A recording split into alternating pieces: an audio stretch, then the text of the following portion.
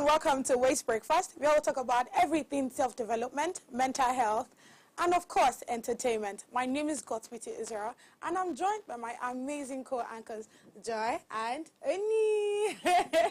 When did this become exactly, because I wanted to even ask you, like, what's my thing?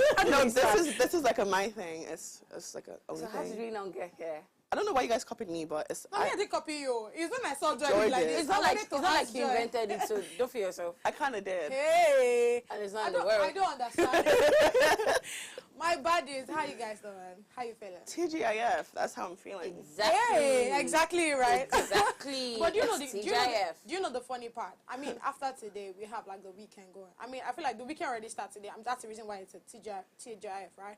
But I mean, when we start the weekend now, coming back on Monday, it just feels like you literally don't have a weekend. Exactly. So, I don't know why you're excited over it, because me now, No, not. you don't know why she's excited. Auntie, why are you excited? Oh no, as a baddie. Because we will face the repercussion on Monday morning. No. That's not why I'm excited. So why are you Because excited? after shaking the tables here tonight, I'm gonna go shake some more bottles. tables.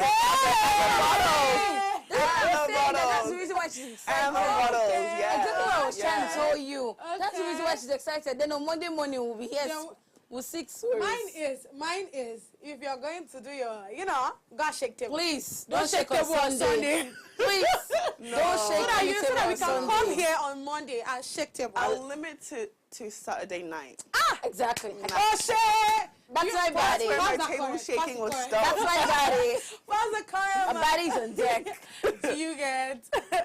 How are you, Joy? How you doing? I'm fine. How do you think your weekend is going to look like? Oh, well, it's going to look like it's going to be very busy because I have a whole lot of things coming up. And okay. yes, so many things are coming up. But the most exciting part of it, I'm waiting for my senior hangout with somebody. Yay, okay. Well, I mean, while that happens... somebody. Are you sure this somebody is not going to help us? No, see, while that happens... No, wait, she needs to remind your senior hangout that you have, 2 anchors. Because I don't Two care. guardians. I don't care. No, you have to care. See, this is... I don't care for you guys, sorry. It's enough. 3 is a crowd. Joy, you are a how crowd. is 3 a crowd? Joy, you are a crowd. Hey. Just you. You guys, please. I think we should focus more on today's topic and how we are going to shake this table. Because, truthfully speaking, I actually want to shake this table today. Bringing it to the fact that today's topic we'll be discussing, right, exploring stereotype, myth or reality. We want to talk about stereotypes, these beliefs or certain beliefs or ideas that people have of other persons. We want to know if they are myth or if they are reality. But before we even dive into that intriguing subject, let's take a moment to catch up on the latest headline around the globe. Please stay with us.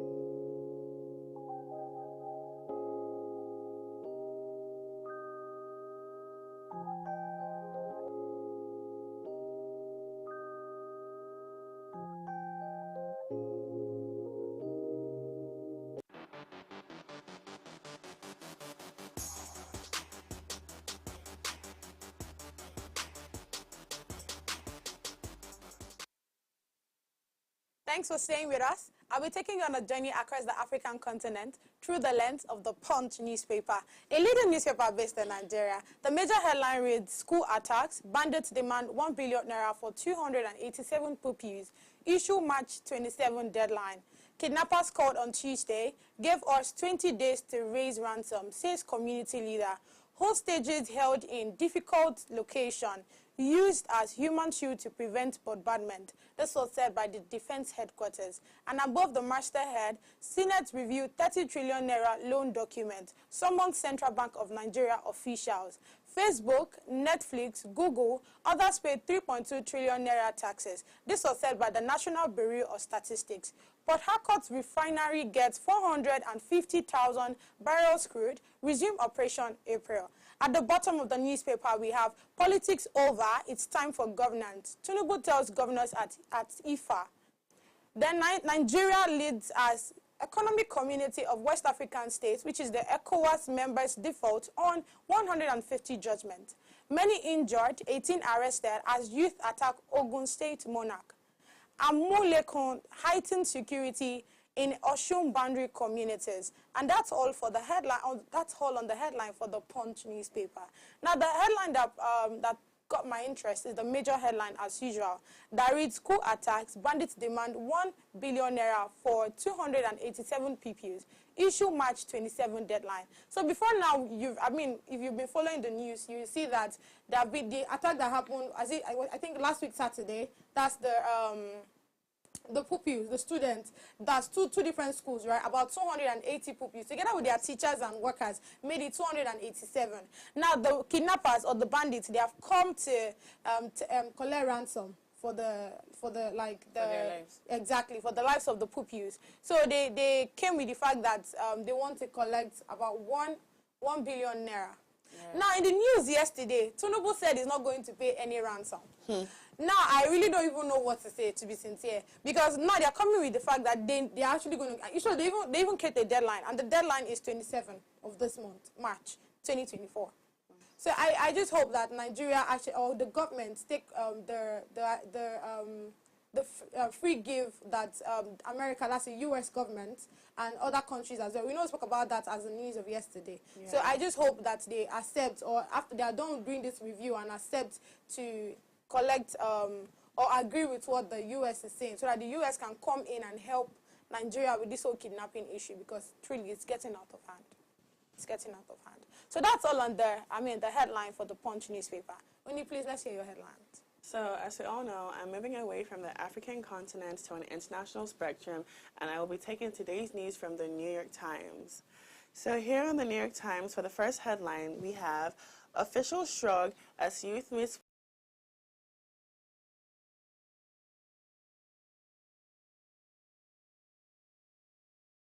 healthcare and aid flow. Wow. Raising Stakes House passes a TikTok bill, sale or ban for Chinese app, but test awaits. Plan to simplify aid for college made it worse. Admissions in chaos, education depth errors leave students and schools in lurch. Beneath that, we have the pandemic's toll in their words. And least but not last, we have here's granted, Nazi-looted art are still waiting 17 years later. So the headline that stands out to me most today is the Raising Stakes House passes a TikTok bill. And so what this paper is pretty much saying, and why it stands out to me, is that, so obviously the House on Wednesday passed a bill that would force TikTok's Chinese owner to either sell the app or have it banned in the United States. And as you all may or may not know, I'm a United States citizen, and I did school there, and I will be returning back there.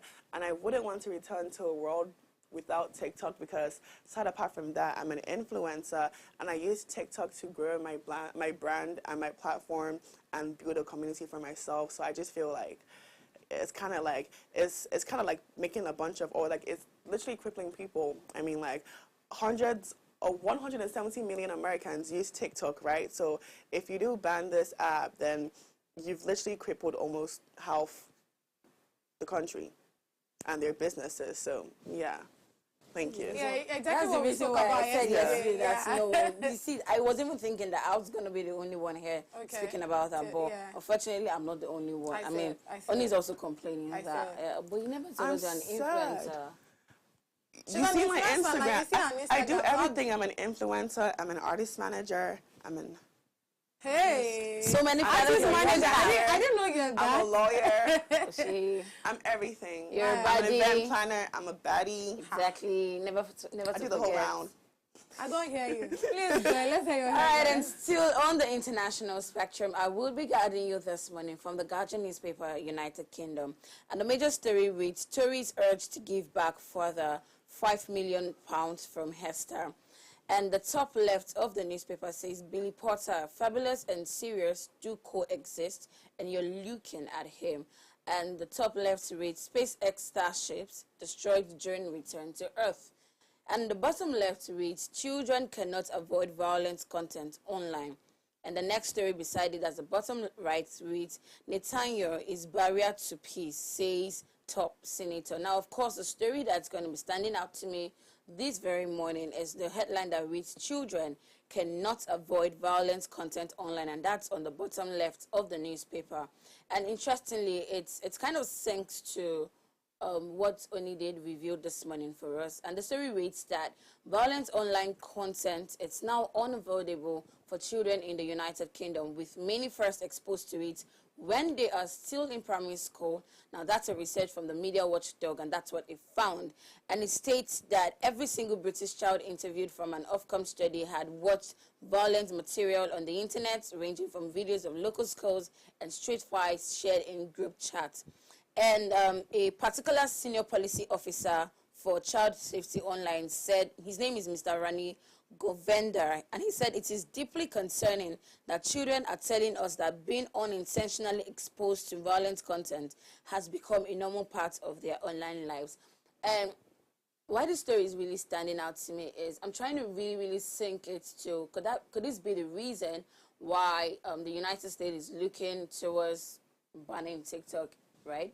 And I don't know, I just feel like the online companies, like these online sites, they need to be very intentional about how they do their things and the regulations they put.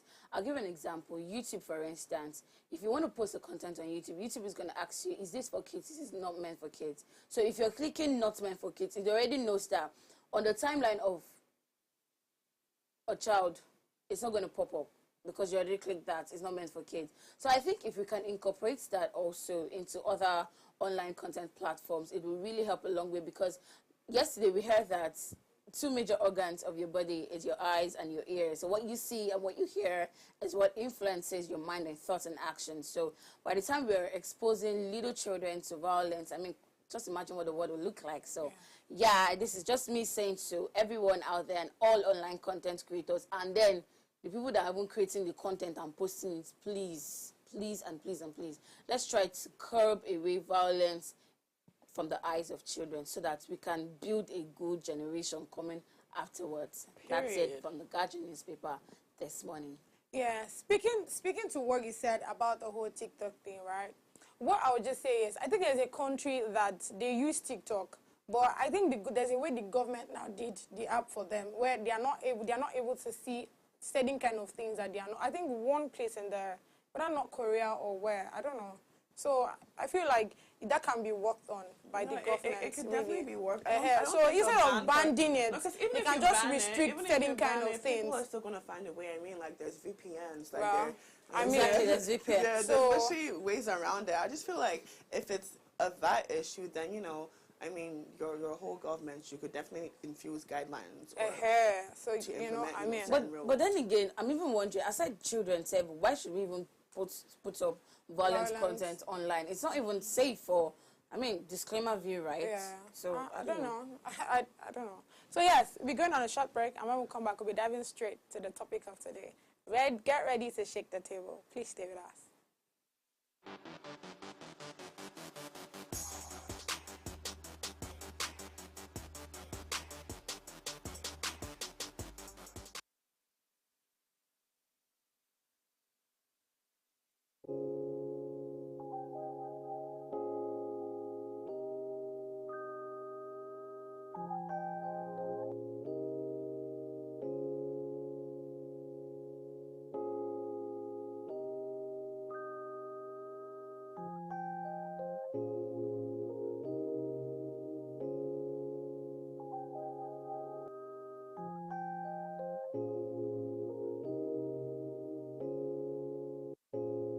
In today's dynamic global economy, small and medium enterprises stand as unsung hero, playing a pivotal role in driving economic growth, fostering innovation, and creating employment opportunities for millions. Now, according to the World Bank, 600 million jobs will be needed by 2030 to absorb the growing workforce.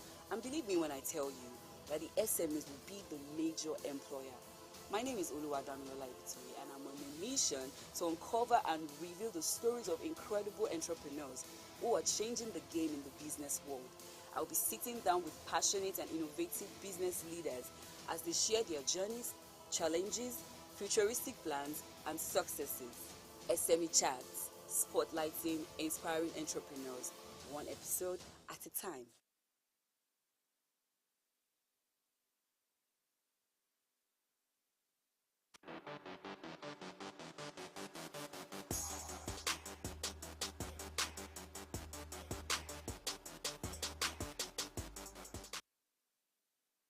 You're still watching Waste Breakfast. Today we'll be discussing the topic exploring stereotypes, myth or reality. Remember, you can join this conversation by either sending us an SMS or a WhatsApp message to 081-8038-4663. I repeat, 081-8038-4663.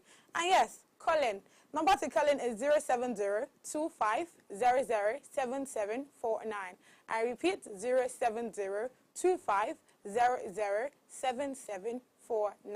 So yes, stereotypes, exploring stereotypes. First of all, what is stereotypes? Stereotype can be defined as an idea that people have about or what someone or something is like. About what someone or something is like. Now, I would give a very simple example. So you know how we have certain perspective of a particular thing, and not only us now, but other people now view it in that likeness or to be like that. So that way it is called stereotype. So it might be true, it might not be true, but once more than one person has a certain kind of belief or a certain kind of idea about a particular thing, it becomes a stereotype. Now, we talk about myth or reality. What we just mean is true or false. So myth is the false, reality is the true. You understand what I mean? So yes. I don't know why you're laughing, but I'm laughing my laugh.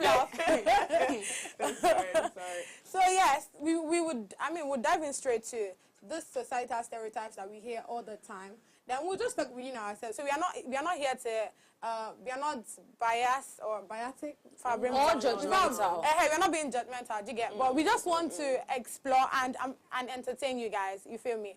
Want to explore, want to entertain and educate, because I feel like some of the stereotypes are really false, and I believe other people out there should know that it's false, because I feel like most people think it's reality. You know? So yes, starting from the first one, which is Yoruba and party. I feel like once you hear, especially in Lagos, I don't know about other states, right? But the fact that we are staying in a Western state, which is, a Yoruba land, once you hear the word Owambe, I was just about to say, when you hear Saturday, the next thing that comes to your head is Owambe. When I was working the radio station here, do you know, like, I don't, me personally, I'm an entertainment person. Everybody here knows it. I'm the lady vibe, right? And when I was working in the radio station, my boss would literally say, people should not stress themselves, because they will always want to infuse me with their news and all of these things. I'm like, bro, I'm not in for this shit. On Saturday, that's where I literally do my thing, because it's an Owambe time. So we'll do more like call-ins. People that have weddings that they'll call in to tell, oh, we have wedding, and guess what? It is more of the Yoruba people that always calling. It is more of the Yoruba people that always calling. Do you guys have any experience? Because trust me, yeah. I get what you mean, but can we be real? Everybody likes to party. Of course, everybody likes party. We're not like the Yoruba people. No, I hear that. Emphasis on Yoruba people. I hear that. It's real, especially with the Owambes. Yeah. Oh God. Oh Lord. So let me give you guys this story, right? That is very, very interesting. I've said it a couple of times to some people. Yeah. I think it would be nice to bring it out. Let's just try to explain how the Yoruba people just feel about their whole party system. Now, my cousin got married. He was going to get married to a Delta girl. Guess what? The both. Where do they carry Black last? Friday. Yes, Friday. Sorry. So my cousin was going to get married to this Delta girl, and they're both in London. So definitely the wedding was virtual. So it's just the bride price. So we as family members just went there physically to just make the payments and everything. Now, the girl's dad is a Delta Urubu man. But the girl's mom happens to be a Yoruba woman. That's one. Two different cultures. Now that's one. Number two, this was done in Ogun State, in Yoruba land. So majority of the invitees are Yoruba people. That's two. Now, the whole ceremony, traditional rites, payment, literally these guys made me to kneel down because of my cousin. Like, I'm not that Yoruba girl. Why should I kneel down for somebody? Yeah. I don't get, but that's aside. Okay. Now, we did the whole bride price payment, pay the bills, put the, umada, father price, mother price, clown price, yada, yada, yada, and that was done. So when it came to the time of reception, right, we're expecting it to be in the Yoruba style. Now, I'm from Rivers State. We have our own cultural belief. We have our own cultural practices. And then there is the Yoruba tribe. They have their own culture. These two tribes have nothing in common to do with Yoruba. But guess what? Yeah. They came and they said it's time for the parting. Oh, I'm bad. The mother of the bride came and said, she came to my family and said, Daddy, you have to pay money for the proposal letter. And my father just turned and said, proposal what? I don't understand. Why am I proposing to you now when I just finished paying bride price? So I don't get why I'm paying why I'm paying money for proposal letter. And then somehow, I had to come in and say, Daddy, I shall stay for legal, so I saw they do for here, or like Yoruba passivity, so no just bring them. We bring that one first. And then we came to the next part where the younger brother of the bride was going to read the letter and they expected us to pay. I bet you all my family members were literally sitting down looking at them. The mother of the bride was going to dance in, father of the bride was going to dance in, and each of these dancing in carries his own money. And they'll come to my family, have our in-laws, let's come and put money. I was just looking like this. The person and then my father stood up and said, I'm not going to do that. Not because I don't want to do it, but because I was not informed about this. And number two, I am not marrying into a Yoruba family. I'm getting married into an Yoruba family. Yeah. So if you tell me this is your Yoruba practice, then let's go with it. Okay. So my whole point of bringing this whole story is it's a huge realistic stereotype because no Yoruba people. Yoruba people. And I love you guys for it. Trust me. I actually love it. Some people like it. Some people don't like it. But for me, maybe because I live here and I'm in love with you guys. I love it. I don't know what she's talking about, but I feel like she has actually entered the Yoruba demons with that. but yeah, that particular stereotype is a reality. It's not a myth. No, it is. It's a big reality. I feel like it's something that they have actually embedded in their culture. You know? Definitely. It is, it's something that they have embedded in their culture. Just and that's like Yoruba pepper. Anytime you see, do you get? I don't know. I think that's why I kind of love it. They don't use tomato to cook their stew. Do you understand? They use pepper. Straight pepper. And they love it. I love it too, Sha. I do. Oh my God, no. And they love it. See, it is their culture, and it's something that I really appreciate. I feel like the Yoruba people are not people, maybe because they're in their land, I don't know, but they are not people to hide or shy away from their culture. They bring it to your face that, now like this we be. If you don't like them, waka. And that's another interesting thing about them. Because they're one sort of cultural people that I know that if you stay in their space, or if you tend to live in their space, you don't know when by default you start behaving like them. Because they will influence you. And that's a beautiful thing about them. It's very beautiful. My mom's best friend is a Yoruba woman, and the influence she mentioned has on my mom. It's a big one. You would think my mom has. So yes, moving on to the next stereotype, we have Igbo people and industrializing, right? They say that Igbo people are known for always wanting to get money, always make. Like, I mean, true. They feel like Igbo people are the educated ones of all states, of all persons, like one of the educated states or one of the educated people or tribe. Why are you trying to up her tribe? I'm an Igbo girl now. Up her tribe. Sorry, I'm a worry girl. And have you never heard worry no they carry last? We know that one. No. We know that one. See. Do you want me to talk? Let me not even go there. When it comes to what worry do you want to people, say, Joy? I love worry people because let's even start from you guys speaking. You guys are funny. You guys are funny people. I don't even think that's supposed to be a stereotype to be realistic, right? You guys are one of the funniest persons. We have so many now. Is he Akpororo? I mean, is he really worry picking? I mean, is he AY? No. Oh, no, they carry last. Period. So I don't dispute that, right? That's one thing I love about Nigeria. Every ethnicity, every tribe just unique on its own. Very unique. So but back to the Igbos. That brings us to the Igbo people. So is it a stereotype? Is it a reality or is it a myth? It's a reality. That Igbo people are very, like when it comes to work, give it to them. When it comes to making money, I mean, it's because of them we have the Ogwego now. See, it's a reality. Do you understand? Blood money. Because, I mean, they will do anything to make money. So really, is that a myth or is that a reality? It's a serious reality, my sister. It is a reality. You Igbo people love money. And when I say love, I mean love money.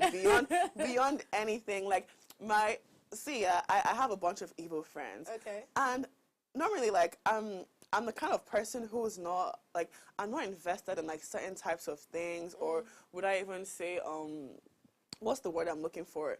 Extravagant shit. Like, I'm not really invested in that. But my Igbo friends, God, they would literally do anything to get money, do anything to just have that high class life, that high class lifestyle they want, to just be up there and out there with all the bling bling bling. Like, that's just them. Like, that's just Igbo people for you. Well, what I would just say, Joy, do you have anything to say? I mean, they're very, very industrious. That's a reality for sure. That's a huge reality. There's no place in the world. They know what they want. I think that's what it is. And you can even check the 9 planets. You see an Igbo man there. It's Come on!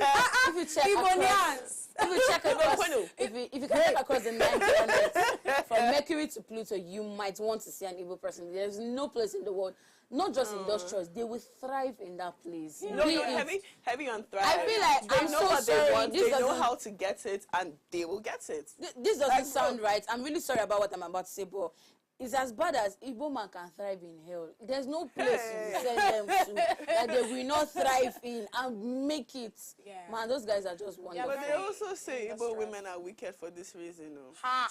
Me, I don't know for that one. No comments. No comments, you Igbo. Your host anchor is Igbo. I just so you know. No. It's not big deal. It's really. okay. I mean, we could be transparent here. Those beauty is not wicked, but I know some wicked Igbo women out there. You're just unfortunate I to meet that's those stereotype. When it comes to this kind of things, I don't think it has to do with culture now. No, I think it just has to do it's with a the stereotype. person. It's a myth. Stereotype. It's actually a myth. Yeah. It's a myth. Yeah. Because you can't tell me Igbo people are wicked. They play. No, I'm serious. I'm thinking about people that believe in. I mean, that's why we are seated here. We are not. Nobody's throwing shades. You feel me? Nobody's throwing shades, right? But we are just saying that shades because people have their perspectives of. I mean, people. There are people that believes that no, when it comes to these people, they are very dirty. When it comes to this people, they are this. Yeah. So I just feel like everybody has. I mean, everybody should own up to their opinions. You feel me? So regardless, I mean, so yes, moving on. The next stereotype on our table is Calabar individuals are known as. Where did they do this one? Oh my God!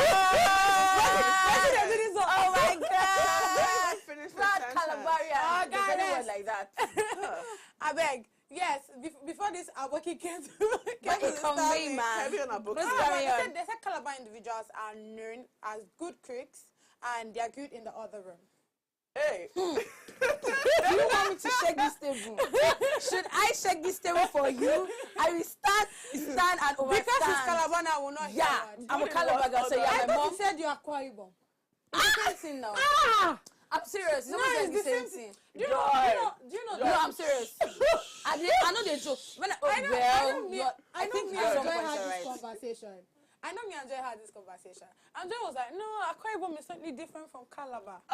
Joy. No, the reason why 4K. it's different is if you go to Calabar, right, it's just like Cross River State now. It's just Calabar that is effing. The other parts are kind of some different kind of different tribes. It's just effing that has a little bit of relationship with the EPBO in Akwa Ibom. So yeah, we just see ourselves a lot of times like brothers and sisters. That's why I say I can always rep Calabar.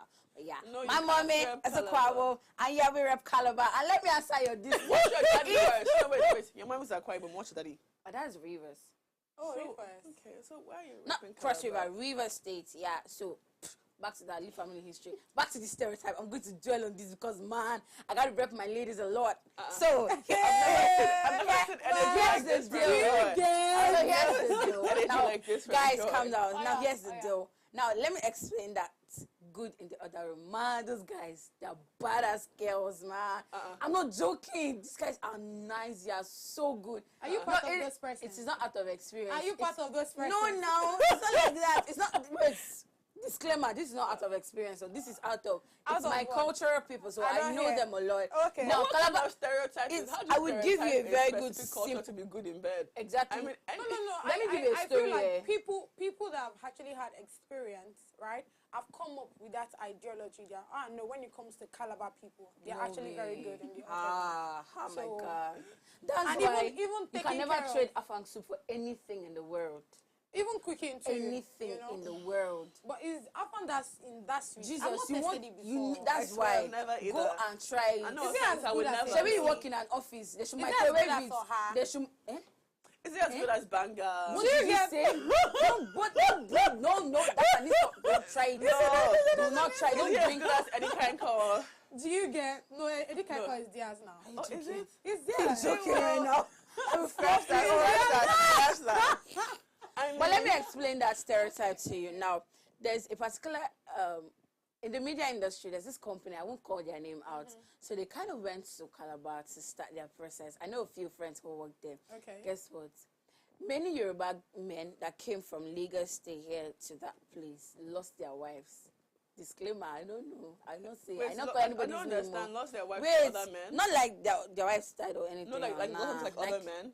No! Lost them to It's what? Calabar girls. Jesus. Wait, lost They- their in wives. their, in their, So you mean lost their husbands then? oh God, what did you hear what I said? said I lost their literally said wives. many of the men that came from, majority of the guys, right, that came from Lagos to Calabar to work in that company lost their wives. Now losing their wives is like they Doesn't were mean cheating they on their died. wives, not like they died. No, Like they were no, cheating but- on their wife and no. they didn't rate I their know wives what you again. know. I know what you mean, but you shouldn't say lost their wives. You should say many of the wives whose husbands went to lost their husband. No, that's what I mean. I have to say lost their wife because they know rate. Ma talk for PG.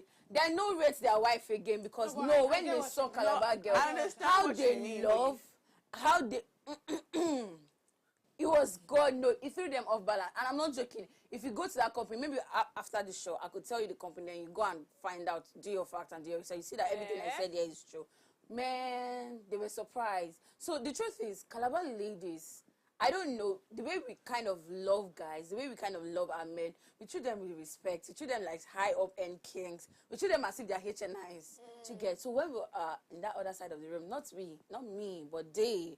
when It's they- not me, but they. See not this- me, see oh. this are working. Not me, oh. They, when they are inside in that other side of the space, God, they tend to make you feel Yeah, Joy. On cloud We've heard. 10. Yeah, false or myth? not a myth, it's a reality. Sorry, myth or reality? That's what I meant to say. Reality. Stand by In my reality, opinion, 100% check. I think it's a myth. Moving on. It ain't a myth, it's a reality. It's a myth. So please. I mean, I don't know about you, but literally I've been enjoying this conversation. But That's sorry, an would you want to interesting even explain why it's a myth? Because I feel like Auntie, anybody please can. hold your thought. Okay. Hold your thought. We're After going on a the short break. break, and when we come back, we literally want to hear what she has to say. Please stay with us.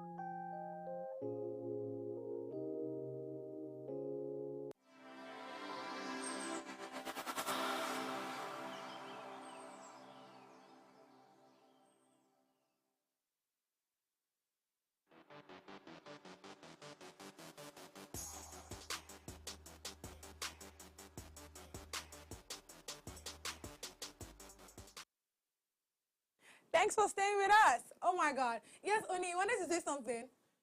You know, I said it's a myth because you could literally say that for any tribe. Okay. It could literally apply to any tribe. So yeah. For is it the cooking or is it both? Both ways. Both the cooking and the other room. Yeah. Well, the thing is, of course we can say for other, I mean, there are certain persons that are not Calabar, right? But if you test their cooking, babe, you'd always want to go there again and again and again. Now, like I said, what the definition of stereotype is. It is not by what one person think about it. Now, this has been no, it's said a general, this over is the first and time. over. No, it's the first time I've ever heard this stereotype. I've never heard this. You are an international you. babe. No, but it doesn't. You know, you are an If international I think babe. it's a myth, then I think it's a myth. No, I feel you. So what's Come a myth? on. I mean, everybody has their opinions. You feel me? So regardless. But I I just stand feel to like say the reality. it's a general statement. I mean, it's no big deal. It's no big deal. So, Oni, yes, let's hear your own stereotypes. Do you have any stereotypes I want to hit as well? Come on. Okay. Let's see. Okay, so we have women have the habits of maltreating their maids. Reality or myth? I would say it's a myth, and I will explain why. First of all, like I said, when you talk about the Igbo women being wicked, I feel like it's a thing of the person. Yeah. I don't think it has to go with women. Although we've seen a lot of what do they call that now? A lot of experiences, or we've heard a lot of stories of from maids or house helps that work with their madams and how their madams treated them, especially the madams that their husbands are now cheating. Yeah. Do you get? There will always be this, what do they call that now? This insecurity from the woman, and the woman would always pass that anger down to the housemaids or to the house helps. Yeah. So I don't think it's a woman thing, really, to be sincere. Okay. I understand that women can always have emotions flying up and down, but I feel like it's a personal thing. It's a myth, right? Yeah, you can stay with my mom. You can stay with my mom and not. She won't do I that heard to that. you. So. Joy, reality or myth? So I'm going to speak for Nigerian times. In Nigerian locality, it's a reality. Okay. Oh. I mean, just last month, we had the story of the Anambra lawyer who brutalized the 11-year-old maid. Okay. Right? You can imagine. It was crazy. There are a whole lot of Oh my God, no, there are you a don't whole want lot to of know. stories. There are a So whole lot of stories. I don't see it as a myth. It's indeed a reality. reality. A lot of women tend to see that. In fact, if you want to know what slavery is all about, then come to some Nigerian women houses that have maids in their house. You know, that's the real definition of slavery. slavery. If you did not experience Slavery slavery upon in the past, torture. if you didn't experience slavery in the past, then it's there. And I just really hope that they could change that narrative, because no, it's not nice. I mean, if you see this maid's face, Jesus Christ. I mean, is it the part where they'll boil hot water for you? Pour hot water, put pepper in their private parts, use hot iron. No, come on, it's a reality. It ain't a myth. But I just feel like it does, for me, it boils down to who the individual is. No, it does, because it does. I don't think it's but like Joy just said, like it's a whole lot of stories. So in as much like, as it boils down to the human or to the personality that you're with, you want to check it according to data. I get it. Do you understand? So if we have a scale of 100%, I could say that. So it's a reality. I mean, so if the percentage of people who matching their mates is high, that's crazy. That's high. crazy. It's very high. I'm gonna give one more, and then we could move on to Joy. Okay. So let's do. Okay, living a broke guy in a relationship will result to him making money at the end of the day. What do you guys think? Nah, that's a Nollywood. It's a Nollywood movie. I said that's a Nollywood movie. True. Why? That's a big myth. Pray now. tell. It's a big myth. Pray right? tell. I mean, how would you tell me that? Okay, I'm dating this broke guy, for example, and I left him because I don't. Okay, if I'm talking about myself personally, I don't think I'll leave a guy because he's broke. I'll leave him I will not leave him if he how do I put this now? Sorry. Okay, this is it here. Now I will not leave him if he's just financially broke. Okay. But if he's purposefully broke, mentally, physically, do you get emotionally? So somebody can be mentally broke.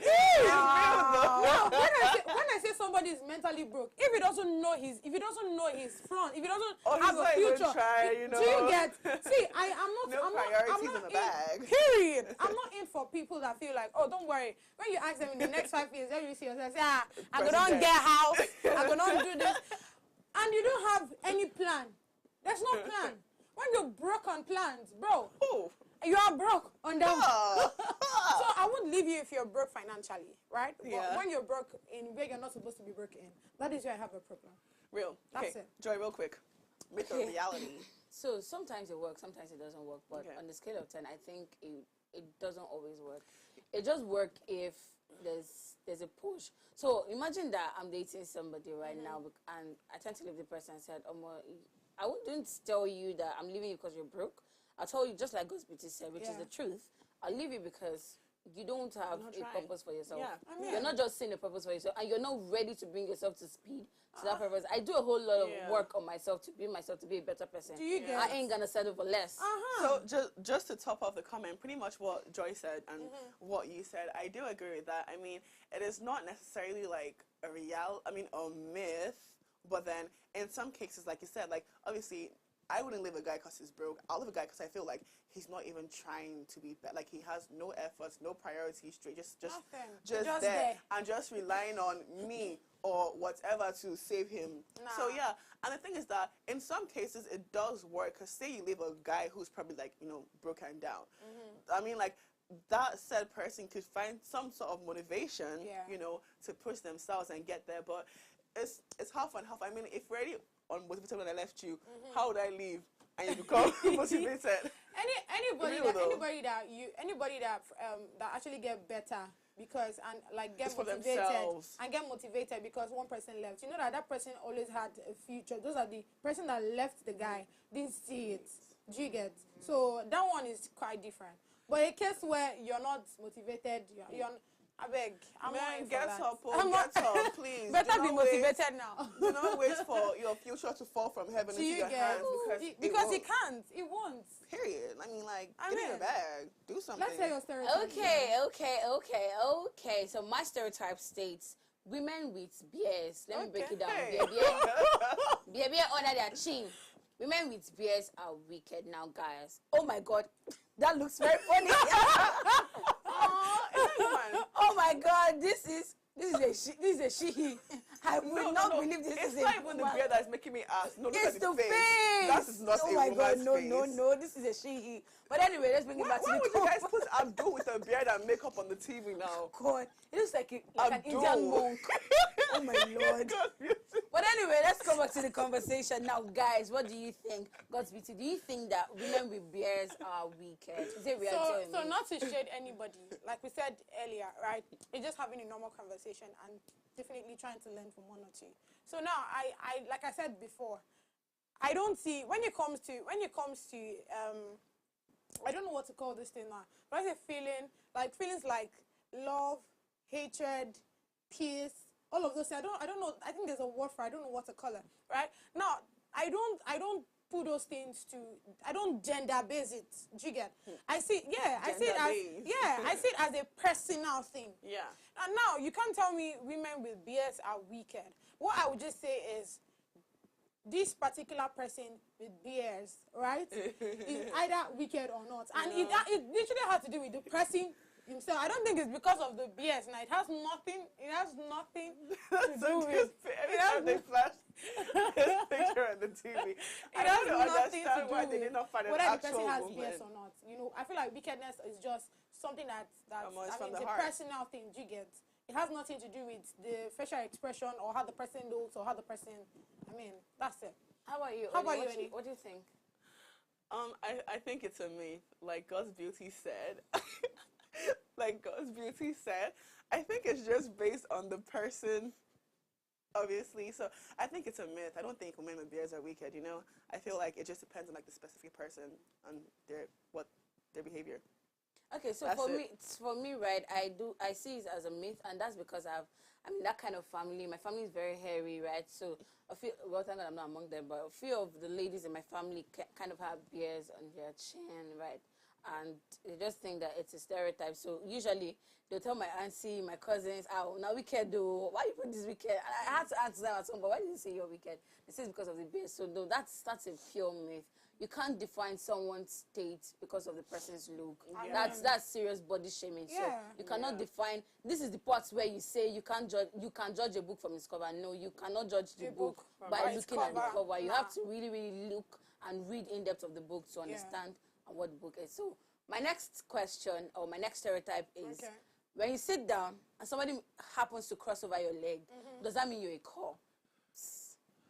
Like a dead body. Let me break it down, a dead body. So there's this stereotype out there that maybe if I'm sitting down and my legs are just moved up straight forward, right? And then you just want to pass and you cross over my leg, I'll tell you, come back. Cross me back. Cross me back. Cross me back. In primary school, yeah, they do a lot. So, that, but and then they think that by the time you cross me over, it means that, God forbid, it's not Misha, but it's a corpse. It's a corpse. So, do you think that's a myth or a reality? No, sorry. The myth I know about that is that if you cross over someone's leg, you look like them, or your child, or your child will end up looking like them. I've never heard about the corpse one though, so I mean, I'll say it's probably a myth. So, what do you also think? It's a myth. I feel like it's just a belief that maybe the Asian people, or I mean, traditionally, that might be a reality. Well, I mean, we are in a more modernized.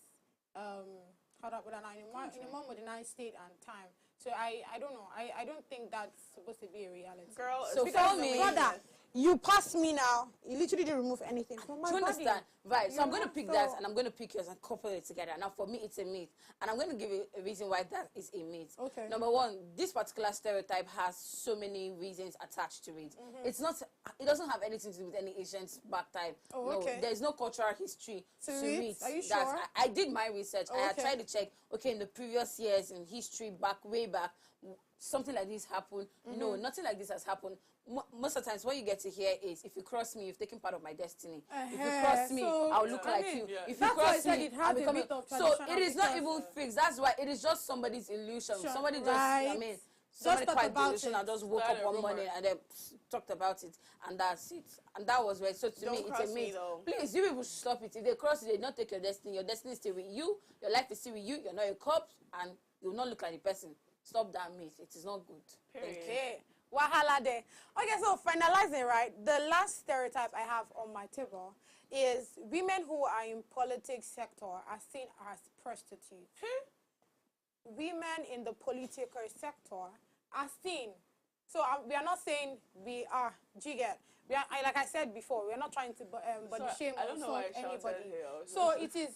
I will explain now. Please. Now in Nigeria, or in a country like Nigeria where it's actually very rare, or it's a bit hard to find women in the political seats, right, or in the political sector. Now it's not like they are not there, but if you count the amount of men and the amount of women, I mean, we don't even have we have never had a female governor in Nigeria. Let's even start with that. Then we don't even have. I mean, no woman has actually become a president too.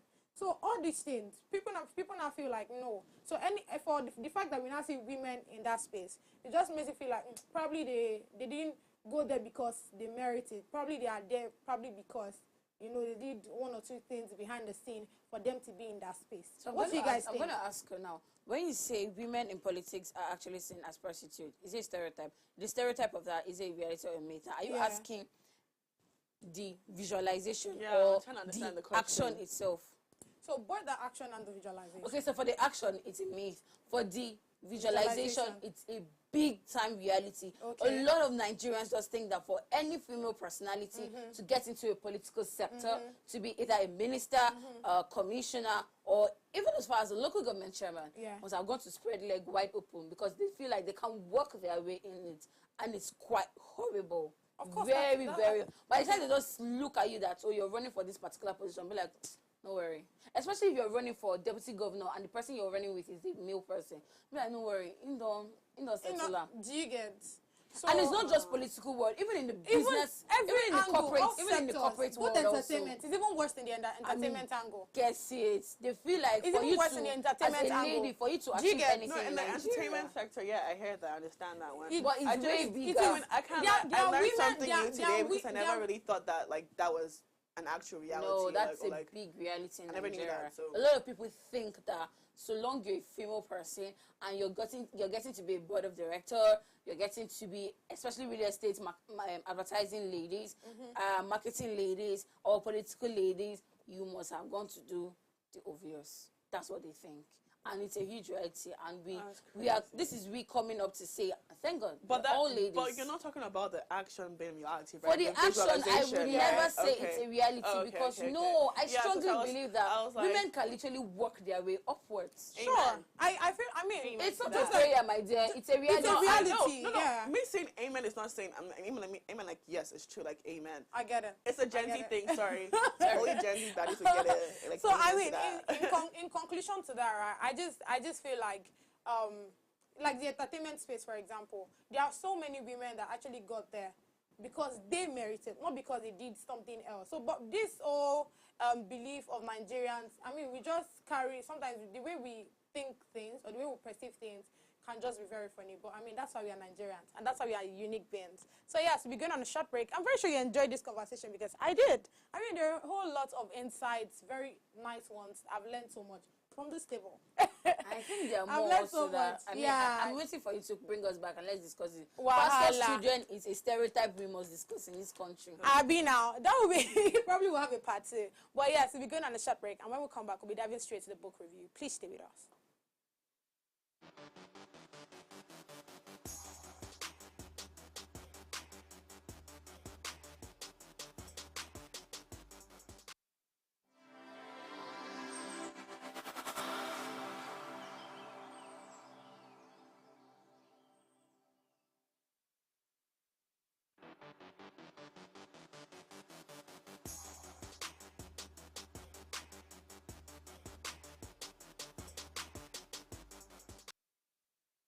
Thanks for staying with us. So yes, we are in the book review segment, and the book to be explained today is The 48 Laws of Power, authored by Robert Greene. I mean, I think we've been reviewing this book for how many weeks now? So we are under 22 law. I'll be taking the 22 law, which says use the surrender tactic, transform weakness to power. So try the surrender tactic if you are weaker instead of fighting for honor. Surrendering irritates the opponent because they cannot gain the satisfaction of finishing you. If someone insults you, instead of reacting and insulting them back, try over-obedience. Proclaim loudly that they hurt your feelings. Do not do that in a mocking and sarcastic way. So what Robert Greene is telling us today is, for every time, the truth is we are all humans and people would always offend you. Instead of you to try and, try to bossy them or try to put it to them that or fight them or something, it's better you just stay on your own, stay on your lane and work. I mean, I'm on this note that you don't react, right? You don't react to things. Just allow it stay. Allow them do their thing. The truth of the matter is, with time, they would start seeing you differently, and they would give you that respect that you deserve. That's what Robert Greene is telling us today. So try as much as possible to always, run away from certain kind of issues. Instead of you to come up how do I put this now? Come up in a way that they feel like you want to tackle them or you want to come for them. Just stay on your lane and allow them do their thing. Then with time they'll see you differently. Yes. So Oni, let's hear you. All right. So I will be taking the 23rd law today, and the 23rd law pretty much states concrete your forces. So what this is saying is that concentrate your forces. And what this is saying is that stop jumping from thing to thing. Instead, focus your forces and attack one task or person. So it's pretty much just saying you should concentrate your forces, right? Like you should just stop jumping from thing to thing. Like you should have a specific focus on a specific thing and just focus on that. Yeah. So yeah, that's a wonderful one. I enjoyed that. Let's hear your Joy. I like the way she just concentrated her points today. no, seriously, it was. On it. I love it. All right, so I'm going to be reviewing the 24th law and the 48 laws of power. And the law states that play the perfect courtier. Now, the perfect courtier knows how to be flexible and indirect. He can assert power when necessary and yield when it benefits him. Learn this skill and you will rise in any situation. Now, as we all know, who's a courtier? The courtier is a person that attends to keep company and advises the king or the queen. Now, being a perfect courtier, that simply means that you're very flexible and you're quite indirect. in your advice to the king, in your relationship to the king or the queen, and in your dealings, right, to the queen as a royal court, you are somebody who is quite flexible. You're not just flexible, you are dynamic. So you know when to ascertain power to yourself. It's just like being a personal assistant to an executive person, right? You know when to ascertain power to yourself. You know when to yield down to the person. You know when to, okay, rise up to the level of you. And that's just how you can always stay in the place of power. So yeah, in any situation you find yourself, be that culture, perfect culture person, know when to yield to the situation and know when to say, no, I'm going to stand my ground as an advisor to the king. That's going to help a lot. So yes, I mean, I don't know what other book you are supposed to go read apart from the 48 Laws of Power. I do this review with us every time because, I mean, I feel like Robert Greene has a whole lot to teach us. So yes, as we wrap up this enlightening chat, big thanks to all of our viewers for tuning in. Today's conversation was really enlightening and enjoyable. Join us again Monday for another awesome discussion, packed with even more entertainment and enlightenment. And don't forget to catch Waste Prime at 8 p.m., where wisdom and fun collide to light up your word. So from me and my awesome buddies, it's goodbye for now. We can't wait to chat with you again on Monday. Until then, stay informed, stay curious, stay inspired, and stay tuned. See you again soon. Bye. Bye.